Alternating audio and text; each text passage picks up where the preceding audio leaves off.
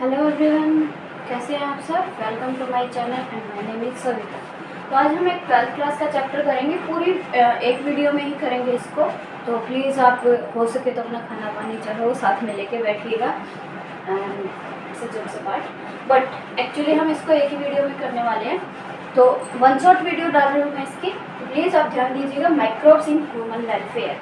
Microbes human welfare में सबसे पहले तो माइक्रोब्स होते क्या हैं, बहुत छोटे छोटे ऑर्गेनिजम्स जो हमारे चारों तरफ प्रेजेंट होते हैं, जिसको हम अपनी नेक्ड आई से नहीं देख सकते, उसको हम क्या कहते हैं, माइक्रो ऑर्गेनिजम्स।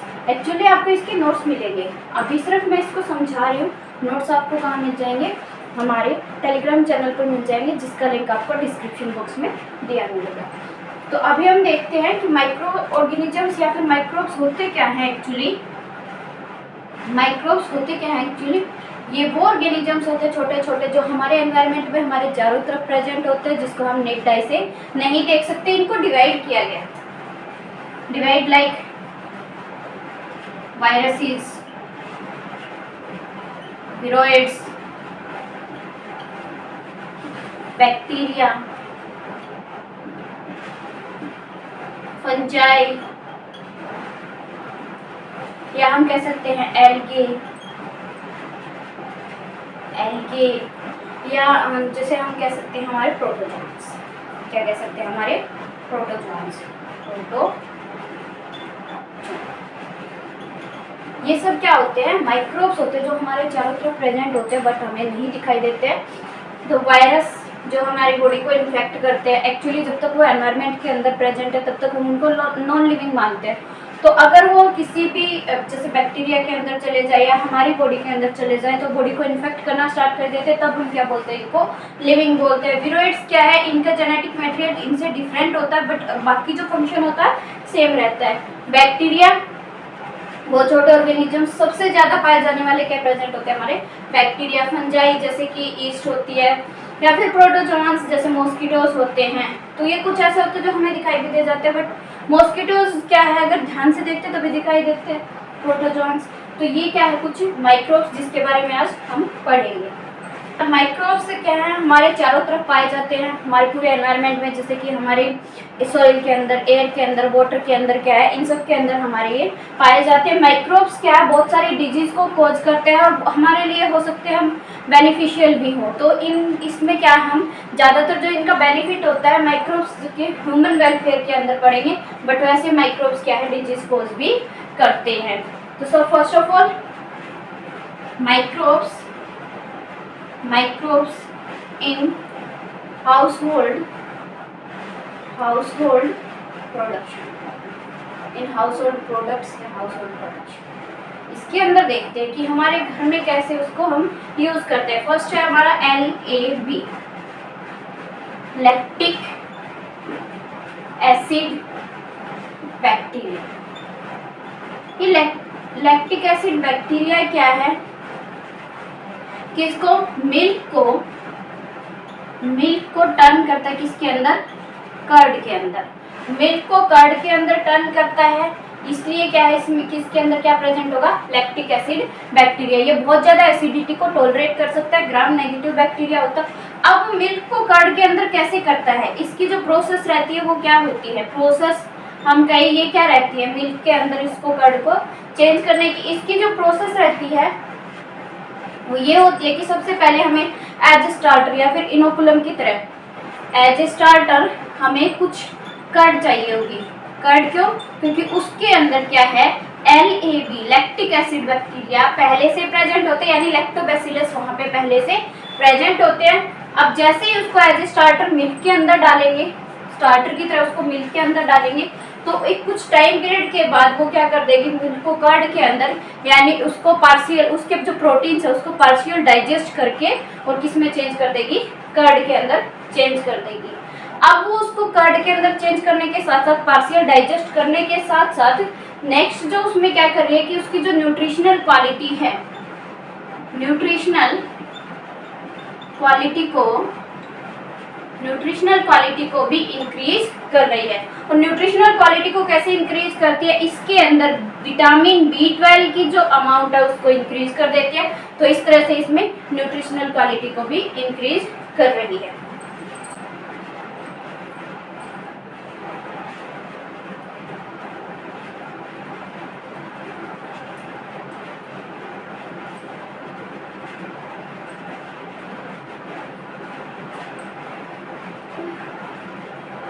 अब जो हमारा सेकंड है, सेकंड हम क्या देख सकते हैं कि हमारे पास इडली बनाते हैं,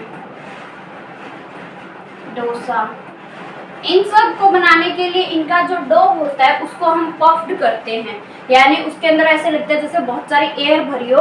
तो उसके लिए हम क्या करते हैं, फर्मेंटेशन करते हैं, फर्मेंटेशन करते हैं। और उस फर्मेंटेशन के लिए हम ईस्ट यूज करते हैं, एक ईस्ट यूज करते हैं। वो ईस्ट क्या होती है,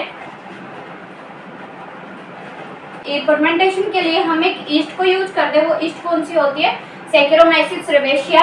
ये क्या करती है, बहुत सारी CO2 की प्रोडक्शन करवाती है, इसके अंदर CO2 की, इनके डो के अंदर CO2 की प्रोडक्शन करवाती है। और उसी के अंदर क्या है, जिसकी वजह से क्या होता है कि वो कॉफी बन जाता है, यानी ऐसे लगता है कि उसके अंदर बहुत सारी एयर भरी हुई है। तो इसीलिए सबसे पहले इसके लिए क्या यूज करते हैं, ईस्ट को यूज करते हैं।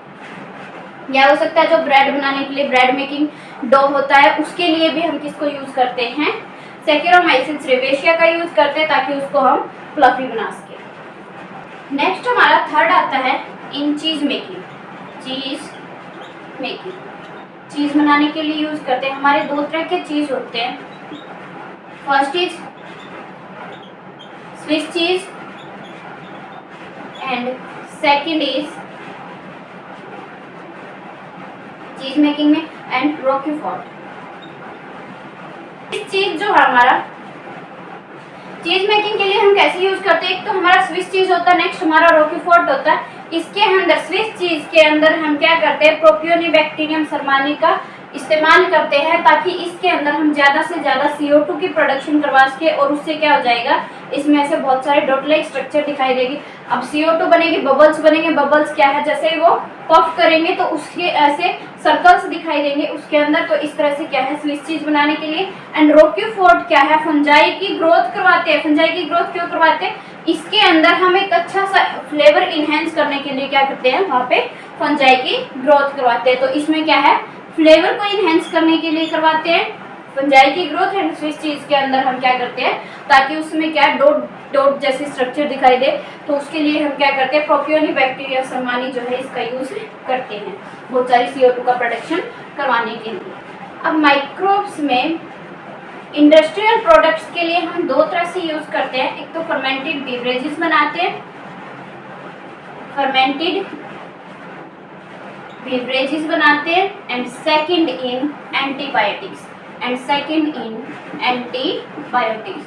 अब फर्मेंटेड बेवरेजेस बनाने के लिए हम क्या करते हैं, इंडस्ट्रियल प्रोडक्ट्स में हम क्या करते हैं, फर्मेंटेड बेवरेजेस बनाते हैं एंड एंटीबायोटिक्स बनाते हैं। अब हम बेवरेजेस के अंदर क्या करते हैं, जैसे कि हमारे जो आती हैं, बियर हम बोल सकते हैं, वाइन बोल सकते हैं, इन सबको बनाने के लिए क्या है, रम बोल सकते हैं। तो ये सब क्या बनाते हैं, अल्कोहल प्रोडक्शन करवाते हैं फर्मेंटेड बेवरेजेस। और अल्कोहल प्रोडक्शन हम कैसे करवाते हैं, सैकेरोमाइसिस सेरेविया को ग्रो करवाते हैं। यानी हम कह सकते हैं कि किसके अंदर ग्रो करवाएंगे, जैसे कि सीरियल्स के अंदर ग्रो करवा सकते हैं। इनका क्या है, फर्मेंट करवाएंगे, इनको फर्मेंट करवाएंगे। या हम कह सकते हैं जो हमारे जूसीज आते हैं, फ्रूट जूसीज हो सकते हैं, क्या है, फ्रूट जूसीज हो सकते हैं, इन सब का क्या है, फर्मेंटेशन करवाएंगे। किसकी हेल्प से, सैकेरोमाइसिस सेरेविया एक ईस्ट की हेल्प से। और ये क्या है, इससे ज़्यादा अल्कोहल की प्रोडक्शन करवाएंगे। इससे हम क्या करेंगे, ज़्यादा से ज़्यादा अल्कोहल की प्रोडक्शन करवाएंगे। बियर है, वाइन है, रम है, ये सब बनाने के लिए। अब हम एक डिस्टिलेशन और नॉन डिस्टिलेशन दो प्रोसेस करवाते हैं, distillation and no distillation. Distillation में तो हम क्या करेंगे कि डिस्टिलेशन के थ्रू हम वाटर की अमाउंट को इंक्रीज करेंगे, यानी कि अल्कोहल के अमाउंट को डिक्रीज करेंगे किसी भी प्रोडक्ट के अंदर। जैसे हम कह सकते हैं, वाइन और बियर जो बनाते हैं वो विदाउट डिस्टिलेशन बनाते हैं, विदाउट डिस्टिलेशन वाइन और बियर, क्योंकि इनके अंदर अल्कोहल की अमाउंट क्या है, बहुत ज़्यादा होती है। और जैसे कि बियर है, रम है, इन सबको क्या है, हम डिस्टिलेशन से बनाते हैं, यानी इनमें क्या है, अल्कोहल की जो अमाउंट होती है वो लेस होती है। और जिसको विदाउट डिस्टिलेशन बनाते हैं उसमें अल्कोहल की अमाउंट मोर होती है, यानी ज़्यादा होती है। तो ये कुछ फर्मेंटेड बेवरेजेस यानी सैकेरोमाइसिस सेरेविया को की हेल्प से हम फर्मेंटेशन करवाएंगे। सीरियल्स के अंदर करवा सकते हैं, फ्रूट्स के अंदर करवा सकते हैं। तो उसकी वजह से हमें किसकी प्रोडक्शन मिलेगी, अल्कोहल की प्रोडक्शन मिलेगी। और अल्कोहल की प्रोडक्शन के लिए क्या है, हम दो तरह से करवाएंगे, डिस्टिलेशन और विदाउट डिस्टिलेशन। डिस्टिलेशन के अंदर क्या है, अल्कोहल की अमाउंट किसी भी प्रोडक्ट के अंदर कम होगी और विदाउट डिस्टिलेशन के अंदर अल्कोहल की अमाउंट क्या है, ज्यादा होगी। होती है कि ये क्या करती है, किसी भी ये ऐसे माइक्रोब्स होते हैं जो दूसरे माइक्रोब्स के, अदर माइक्रोब्स की ग्रोथ को रिटार्ड कर देते हैं, अदर माइक्रोब्स की ग्रोथ को चेक कर देते हैं, रोक देते हैं। और उससे क्या होता है, जैसे कि कौन से माइक्रोब्स, जो डिजीज कॉजिंग माइक्रोब्स होते हैं, कौन से माइक्रोब्स जो कि डिजीज कॉज करते हैं, डिजीज कॉज करते हैं, उन माइक्रोब्स की ग्रोथ को क्या कर देंगे, रोक देंगे। और उसके लिए सबसे पहले जो एंटीबायोटिक्स हमारी डिस्कवर की गई थी, फर्स्ट एंटीबायोटिक्स जो हमारी डिस्कवर की गई थी वो है पेनिसिलिन। पेनिसिलिन पेनिसिलिन सबसे पहले डिस्कवर की गई थी।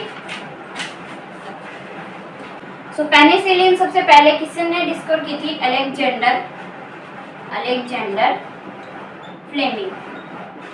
अलेक्जेंडर फ्लेमिंग ने सबसे पहले पेनिसिलिन को डिस्कवर किया था। उसने क्या किया था कि वो एक एक्सपेरिमेंट परफॉर्म कर रहे थे, और उन्होंने क्या है, कुछ प्लेट जो थी वो अनवॉश छोड़ दी, कुछ प्लेट अनवॉश छोड़ दी और वहां पे क्या ग्रो करने लगे, अनवॉश छोड़ने के बाद उसने देखा कि वहां पे क्या है, स्टेफिलोकाकाई बैक्टीरिया पे क्या वो एक्सपेरिमेंट कर रहा था, उसकी वजह से क्या है, दूसरे स्टेफिलोकाकाई जो है वो ग्रो नहीं कर पा रहे थे। और वो किसकी फंगस को ग्रो करवा रहा था, पेनिसिलिन नोटेटम। इसीलिए उसने अपना पहला जो नाम लिखा वो किस पे रखा, पेनिसिलिन नोटेटम पे। यानी कि उसने कुछ प्लेट्स को अनवॉश्ड छोड़ दिया, जिसकी वजह से उसे क्या पता चला कि जो अदर स्टेफिलोकाकाई बैक्टीरिया हैं वो वहाँ पे ग्रो नहीं कर पा रहे, और उसी की वजह से उसने उसको डिस्कवर किया। लेकिन उसका जो पोटेंशियल था ना, कि वो कितने पोटेंशियल से काम करती है, कितनी उससे वो ठीक कर सकती है, किसी भी डिजीज कॉजिंग माइक्रोब्स को चेक कर सकती है, उसको किसने डिस्कवर किया था, यहाँ पे उसको अर्नेस्ट चेन एंड होवर्ड फ्लोरे, इन्होंने डिस्कवर किया था इसके पोटेंशियल को। उसके बाद इन तीनों को क्या है ना, नोबेल प्राइज मिला था, किसके लिए, पेनिसिलिन को डिस्कवर करने के लिए। और ये सबसे ज्यादा कब यूज की गई, वर्ल्ड वॉर सेकंड के टाइम पे क्या है, पेनिसिलिन सबसे ज्यादा यूज की गई, जैसे कफ को ठीक करने के लिए, वुपिंग कफ जो होता है उसको ठीक करने के लिए, या फिर जो बैक्टीरियल डिजीज होती है उन सबको चेक करने के लिए सबसे ज्यादा पेनिसिलिन का केमिकल्स, एंजाइम्स या फिर और अदर बायोएक्टिव मॉलिक्यूल्स होते हैं। तो हमारे जो केमिकल्स रहते हैं, जैसे कि सिट्रिक एसिड है, फर्स्ट हमारा क्या है, सिट्रिक एसिड को हम किससे ग्रो करवाते हैं, एस्परजिलस नाइजर, ये एक बैक्टीरिया होता है, इससे हम क्या है, सिट्रिक एसिड को बनाते हैं। सेकेंड हमारा हो सकता है एसिटिक एसिड को हम किससे बनवाते हैं, एसिटोबैक्टर एसिटेट,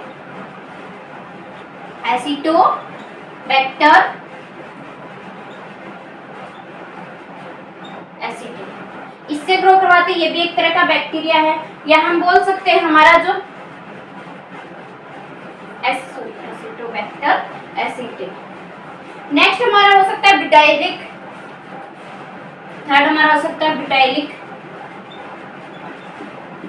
एसिड, इसको हम किससे ग्रो करवाते हैं, हमारे क्लोस्ट्रीडियम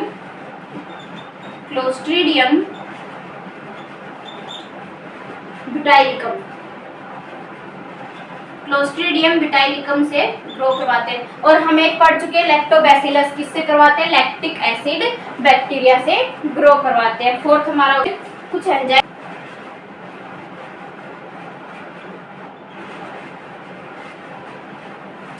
कुछ एंजाइम्स होते हैं हमारे, जैसे कि लाइपेजेस, पैक्टिनिएजेस, स्ट्रेप्टोकाइनेज। लाइपेज को हम डिटर्जेंट फॉर्मेशन के लिए यूज करते हैं, जो हम घर में डिटर्जेंट, कपड़े धोने के लिए, बर्तन धोने के लिए, जो भी हम डिटर्जेंट्स यूज करते हैं तो उसकी फॉर्मेशन के लिए यूज करते हैं, क्योंकि ये क्या करता है, ऑयली स्टेन्स को बहुत जल्दी रिमूव करवाता है। ये क्या करता है, ऑयली स्टेन्स को रिमूव करवाने में हेल्प करता है, इसलिए क्या है लाइपेजेस को उसके अंदर यूज किया जाता है। पैक्टिनेजेस एंड प्रोटीएजेस हम देखते हैं कि हम घर में जूस बनाते हैं, हमारा बिल्कुल भी साफ नहीं होता। क्यों नहीं होता? क्योंकि हम क्या है पैक्टिनेजेस या फिर प्रोटीएजेस का यूज नहीं करते। उसके अंदर इनका यूज करके क्या है उसको बोटल्ड जूस जो हमारे आते हैं मार्केट के अंदर, उनको क्लीन करने के लिए इसका यूज किया जाता है। जो लास्ट हमारा आता है स्ट्रेप्टोकाइनेज। स्ट्रेप्टोकाइनेज क्या है क्लोट बूस्टर की तरह यूज किया जाता है, यानी हमारे ब्लड वेसल्स के अंदर क्या है कई बार जैसे क्लोट बन जाते हैं, ब्लड के क्लोट बन जाते हैं, तो उन्हीं क्लोट को रिमूव करने के लिए क्लोट बूस्टर की तरह यूज किया जाता है। क्लोट को रिमूव करने के लिए स्ट्रेप्टोकाइनेज का यूज करते हैं। ये भी एक क्या है एंजाइम है। अब हमारे कुछ बायोएक्टिव मॉलिक्यूल्स हैं जैसे कि cyclosporin A and statin. Cyclosporin A क्या करता है, किससे हम प्रिपेयर करते हैं इसको, फंगस ट्राइकोडर्मा पॉलीस्पोरम से बनाते हैं इसको, और ये क्या करता है हमारे इम्यूनोसप्रेसिव का काम करता है, इम्यून सिस्टम के लिए काम करता है। इम्यूनोसप्रेसिव का काम करता है। इम्यूनोसप्रेसिव में कैसे काम करता है, जैसे कि अगर ऑर्गन ट्रांसप्लांट करते हैं तो उसमें क्या है कि इम्यून सिस्टम को अडेप्ट करने के लिए क्या टाइम लगता है, तो उसके लिए क्या है इम्यूनोसप्रेसिव दिए जाते हैं साइक्लोस्पोरिन ए। नेक्स्ट हमारा हो सकता है स्टेटिन्स। इसको कहाँ मोलस्कस पिपरेंस से यूज प्रिपेयर करते हैं, जो हमारे ब्लड में कोलेस्ट्रॉल लेवल को लो करने का काम करता है। अगर ब्लड का कोलेस्ट्रॉल लेवल बढ़ जाता है तो उसको लोअर करने के लिए हम किसका यूज करते हैं, स्टेटिन्स का यूज करते हैं, जिसको कहाँ से मोलस्कस पिपरेंस से प्रिपेयर करते हैं। अब माइक्रोब्स को हम सीवेज ट्रीटमेंट में कैसे यूज करते हैं ये हम देखेंगे। हमारे पास बहुत सारा वेस्ट मटेरियल निकलता है, हर शहर से हर कंट्री से हम कह सकते हैं बहुत सारा वेस्ट में निकलता है। म्यूनिसिपल वेस्ट वाटर वो कहाँ जाता है उसका हम क्या कर सकते हैं, अगर हम कहीं भी अर्थ में डालेंगे तो वहाँ पे भी वो उसको पॉल्यूट करेगा, क्योंकि इसके अंदर बहुत सारे ऑर्गेनिक मॉलिक्यूल्स प्रेजेंट होते हैं, प्लस इसके अंदर पैथोजेनिक बैक्टीरिया भी प्रेजेंट होते हैं, पैथोजेनिक बैक्टीरिया भी प्रेजेंट होता है। तो ये मॉलिक्यूल्स को जो कि हमारा पॉल्यूशन इंक्रीज करता है, वाटर पॉल्यूशन हम मेनली कह सकते हैं, पॉल्यूशन को इंक्रीज करने में हेल्प करते हैं। तो इस म्युनिसिपल वेस्ट वाटर का हम क्या करें, इसको कैसे ट्रीट कर सकते हैं इस वाटर को, तो इसके लिए हम क्या करते हैं कि हम इसको सीवेज ट्रीटमेंट में यूज करते हैं। इसके लिए क्या करते हैं STP सीवेज ट्रीटमेंट प्लांट लगाते हैं। STP sewage treatment plant, sewage treatment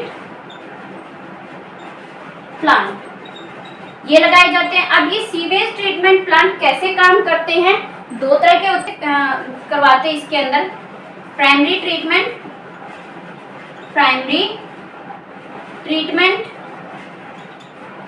and second is secondary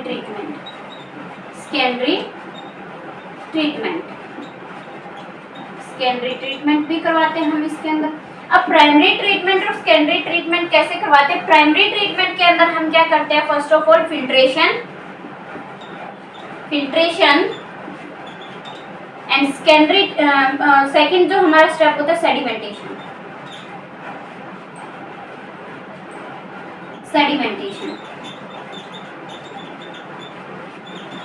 ठीक है, फिल्ट्रेशन में हम प्राइमरी ट्रीटमेंट में हम क्या करते हैं, फिल्ट्रेशन करवाते हैं, सेडिमेंटेशन करवाते हैं। फिल्ट्रेशन करवाने की फिल्ट्रेशन एंड सेडिमेंटेशन फिल्ट्रेशन के अंदर हम क्या करवाते हैं, हमारे जो भी फ्लोटिंग डेब्रिस होते हैं उनको रिमूव करते हैं। फ्लोटिंग बड़े बड़े जैसे कोई भी जैसे उसमें हम कह सकते हैं जो प्लास्टिक पन्नी होती है वो यूज कर रखी हो, फ्लोटिंग डेब्रिस जितना भी होता है, फ्लोटिंग कचरा जितना भी होता है उसको रिमूव करवाते हैं प्राइमरी के अंदर। एंड सेडिमेंटेशन के अंदर हमारी जो सॉइल होती है या हम कह सकते हैं पेबल्स हो सकते हैं छोटे छोटे, वो क्या करते हैं सेटल डाउन हो जाते हैं, यानी ये तो हम कह सकते हैं एक तरह से पानी को छान लेते हैं, फिल्ट्रेशन करवा देते हैं, जितने भी फ्लोटिंग डेब्रिस होंगे वो सब रिमूव हो जाएंगे। सेडिमेंटेशन के अंदर हमारे सॉइल और पेबल्स जो होते हैं वो क्या करेंगे, सेटल डाउन और प्राइमरी सलज बचता है। अब उसके बाद हमारे पास क्या बच जाएगा, ये सब रिमूव करने के बाद हमारे पास बचेगा प्राइमरी सलज। हमारे पास क्या बचता है, प्राइमरी सलज। अब इसको हम सेकेंडरी ट्रीटमेंट के लिए लेकर जाएंगे। हमारा प्राइमरी के अंदर हम फिल्ट्रेशन करते हैं एंड सेडिमेंटेशन करवाते हैं। सेकेंडरी ट्रीटमेंट के अंदर हम क्या करेंगे, हमारा बायोलॉजिकल ट्रीटमेंट करवाएंगे। बायोलॉजिकल ट्रीटमेंट के अंदर हम क्या करेंगे, हमारा जो प्राइमरी सलज बचा था वहां से हमने पेबल्स को निकाल दिया, फ्लोटिंग डेब्रिस था जितना भी उसको निकाल दिया, सॉइल को निकाल दिया। अब हम बायोलॉजिकल ट्रीटमेंट करवाएंगे। बायोलॉजिकल ट्रीटमेंट के अंदर हम प्राइमरी सलज को कहाँ डाल देंगे, एरिएशन टैंक के अंदर डाल देंगे, जहाँ पे हम क्या करवाएंगे, बैक्टीरिया की बहुत ज्यादा ग्रोथ करवाएंगे। क्या, किसकी हेल्प से, बाई गिविंग एयर, क्योंकि यहाँ पे क्या है, ये ऑक्सीजन की हेल्प से ऑक्सीजन को डाइजेशन करने का काम करेंगे। तो हमारे पास क्या बन जाएंगे, फ्लोक्स। फ्लोक्स क्या होते हैं, हमारे जो से नीचे तो फंगल लाइक स्ट्रक्चर होगी एंड ऊपर क्या है, बैक्टीरिया प्रेजेंट होंगे। तो इस तरह की क्या है, बहुत सारी ग्रोथ हो जाएगी। अब ये क्या कर देंगे, इसके बीओडी लेवल को कम कर देंगे, यानी कि biological oxygen demand, biological oxygen demand, इसको क्या करेंगे, बहुत ज्यादा लो कर देंगे। क्योंकि जितनी ज्यादा बायोलॉजिकल ऑक्सीजन डिमांड होगी उतना ही क्या कहेंगे हम, वाटर पोल्यूट है। और अगर ये क्या है, कम हो जाएगी तो ये क्या, हम इसको क्या कहेंगे, बायोलॉजिकल ऑक्सीजन डिमांड अगर हमारी लो होगी तो हम क्या कहेंगे, वो जो हमारा वाटर है वो कम पोल्यूट है।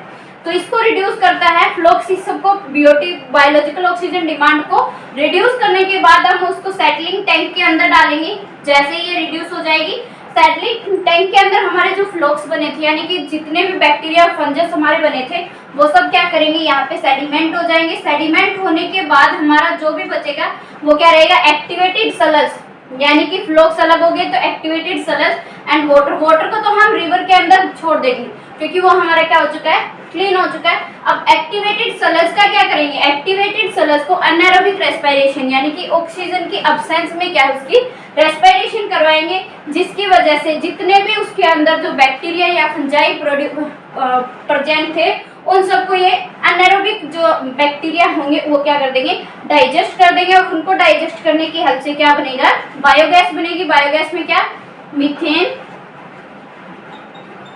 H2S एंड CO2, ये सब प्रोड्यूस होंगी। ये गैसेज का मिक्सचर प्रोड्यूस होगा, उसको हम क्या बोलते हैं, बायोगैस।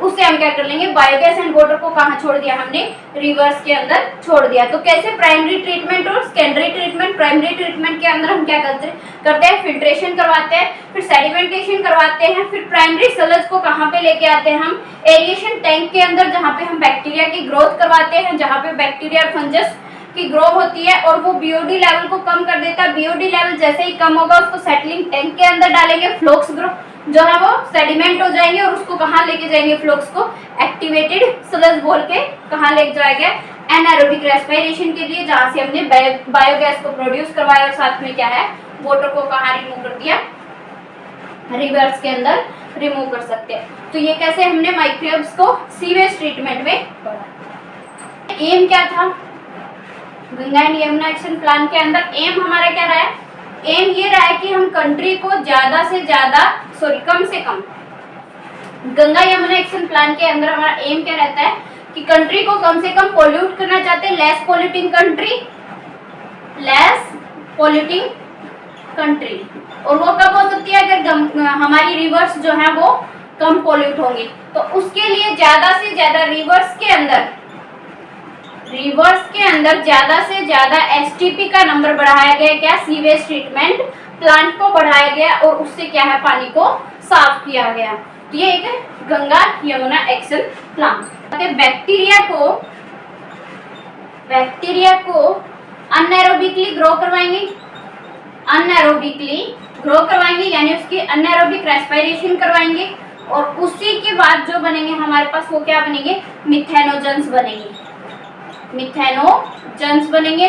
और वो मिथेनोजेंस क्या करेंगे, हमारे बायोगैस प्रोडक्शन में हेल्प करेंगे। यानी बैक्टीरिया की अनएरोबिकली ग्रो करवाएंगे, मिथेनोजेंस बनाएंगे और उन्हें मिथेनोजेंस को किस में यूज करेंगे, बायोगैस की प्रोडक्शन के लिए यूज करेंगे। अब हम बायोगैस को कैसे प्रोड्यूस करवाते हैं। बायोगैस प्लांट हमारे पास, उसके अंदर क्या होता है, हम एक्सक्रिएट डालेंगे कैटल्स का, यानी कि जिसको हम बोल सकते हैं गोबर लेंगे, और वो क्या है, उसके अंदर बहुत सारे मिथेनोजेंस बैक्टीरिया प्रेजेंट होते हैं, उसके अंदर उस अमाउंट में रिच अमाउंट होते हैं उसके अंदर। तो उस एक्सक्रिएट ऑफ कैटल्स को कहाँ, बायोलॉजिकल प्लांट के अंदर हमारे पास कॉन्क्रीट टैंक प्रेजेंट होते हैं, जहाँ पे हम इसी वेस्ट को, सलरी डंक और बायोगैस वेस्ट को डाल देंगे। इनसे जो गैस प्रोड्यूस होती है हम उसको क्या बोल सकते हैं, गोबर गैस भी बोल सकते हैं, गोबर गैस भी बोल सकते हैं। तो यहाँ पे क्या करेंगे कि उस वेस्ट को हम इसके अंदर डालेंगे और एक कवर से, ताकि उसके पास क्या है, ऑक्सीजन ना पहुंच सके। तो उसके लिए हम क्या करेंगे, उसको एक कवर से ढक देंगे, फ्लोटिंग कवर से क्या करेंगे, उसके ऊपर प्लेस कर देंगे, और उसके बाद उसमें क्या है, गैस बनना स्टार्ट हो जाएगी। तो हमारे जो इसके अंदर मिथेनोजेंस बैक्टीरिया हैं, मिथेनोजेंस, या हम कह सकते हैं बायोलॉजिकल जो वेस्ट है, मिथेनोजेंस बैक्टीरिया को एक आउटलेट से निकाल देंगे, और हमारा जो दूसरा होता है, सेकंड जो हमारा होगा हमारी बायोगैस, उसको क्या है, अदर आउटलेट से निकाल देंगे। तो इस तरह से उसके अंदर दो आउटलेट प्रेजेंट होंगे और साथ में कॉन्क्रीट टैंक प्रेजेंट होंगे, जिसको हम ऊपर से कवर कर देंगे ताकि उसके पास क्या है, एयर ना पहुंच पाए। ये टेक्नोलॉजी जो है डिस्कवर की गई थी IARI and KVIC, IARI Indian agriculture research institute, Indian agriculture research institute and KVIC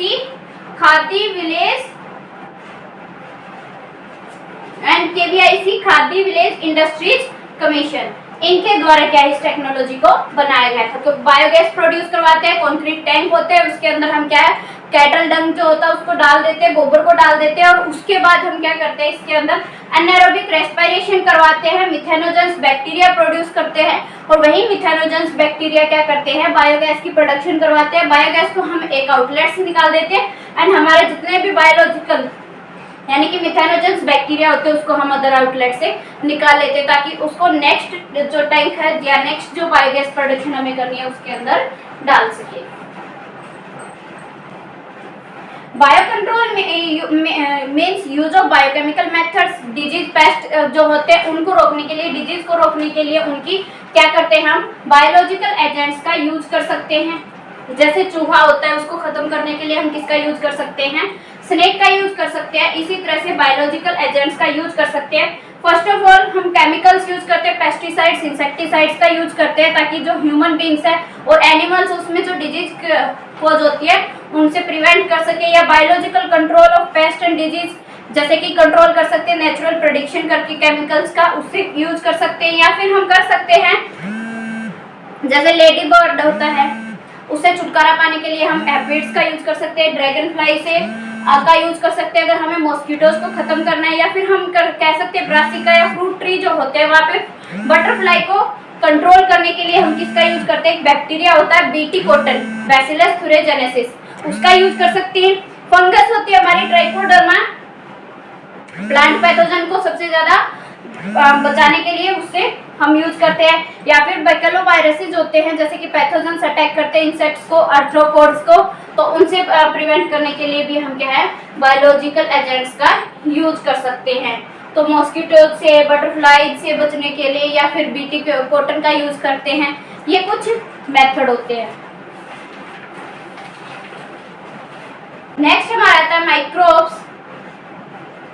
microbes as biofertilisers, microbes as biofertilisers तीन तरह से होते हैं हमारे पास, bacteria, fungi and cyanobacteria. Bacteria, fungi and cyanobacteria.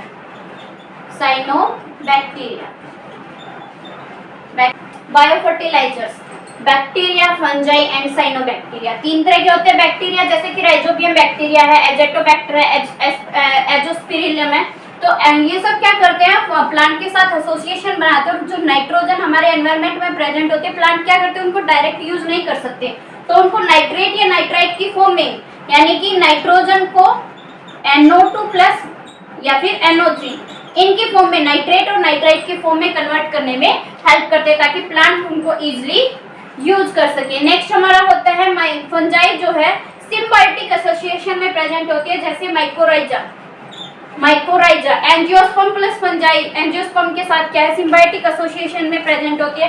या फिर फंजाई माइकोराइजा एक और होता है ग्लोमस की फॉर्म में प्रेजेंट होगी, ग्लोमस की फॉर्म में प्रेजेंट होगी। और ये ग्लोमस क्या करते हैं, सब ज्यादा से ज्यादा फॉस्फोरस को क्या करते हैं, अब्जॉर्ब करने का काम करते हैं और क्या करते हैं, सॉइल से प्लांट तक पास करते हैं। साइनोबैक्टीरिया जैसे कि नोस्टॉक, एनाविना, जितने भी हमारे सीरियल्स के प्लांट होते हैं उनकी रूट के पास प्रेजेंट होती है ताकि नाइट्रोजन की फिक्सेशन कर सके। पैडी फील्ड को हम as a bio fertilisers use कर सकते हैं। या फिर हमारे ब्लू ग्रीन एल्गी जो होते हैं जो क्या करते हैं फोटोसिंथेसिस में हेल्प करते हैं, ये भी क्या हो सकते हैं, ऑर्गेनिक फर्टिलिटी को इंक्रीज कर सकते हैं, हमारी फर्टिलिटी को, सॉइल की फर्टिलिटी को इंक्रीज करने में हेल्प करते हैं। तो अभी तक बायोलॉजिकल एजेंट में पढ़ा, जैसे कि हमें बटरफ्लाई से अगर वहां से छुटकारा पाना, बटरफ्लाई से जहाँ फ्लावर प्लांट होते हैं वहाँ बटरफ्लाई बहुत ज्यादा होंगी, तो उनसे छुटकारा पाने के लिए हमने किसका यूज किया था, बटरफ्लाई से छुटकारा पाने के लिए हम किसका यूज कर सकते हैं,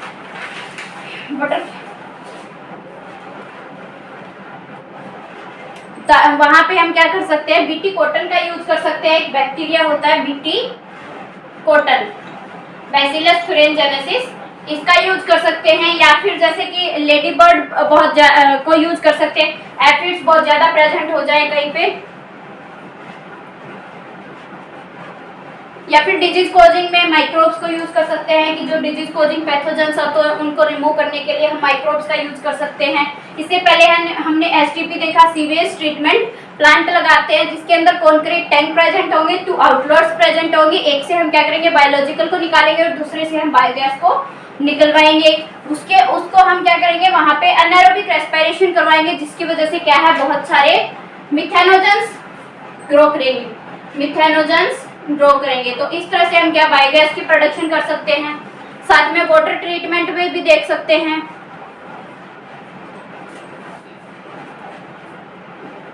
तो ये हमारा माइक्रोब्स इन ह्यूमन वेलफेयर एक छोटा सा चैप्टर था। अगर आपको समझ आया हो तो बहुत ही अच्छी बात है। प्लीज आगे बच्चों को शेयर जरूर करना ताकि उनको भी समझ आए। Thank you.